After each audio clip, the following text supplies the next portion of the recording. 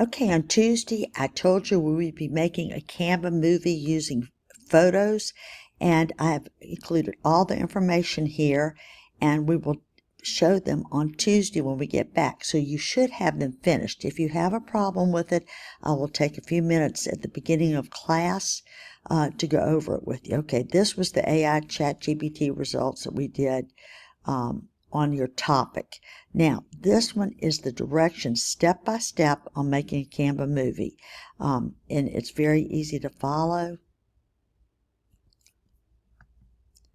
And I got some of the other information. Now, this highlighted means only if you have Canva Pro.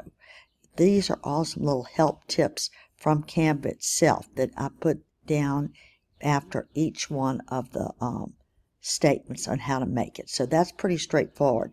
But the best way is to go ahead and watch the movies. So if you go back here on making the movies, you're going to watch, there's 3 movies. The first one we looked at in class.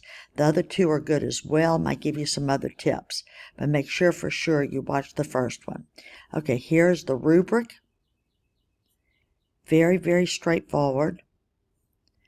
10 points for the information, 20 points for the images, including title and credits, including animation, transitions, music, and saved as an MP4. So that's very straightforward. Okay, going back.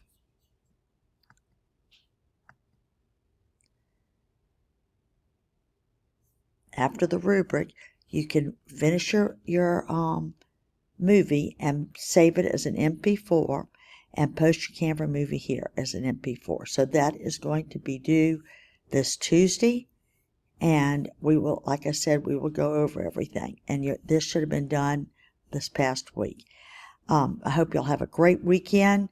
Lots of fun activities and sports. We've got everything going on campus. Go cheer your Tigers on.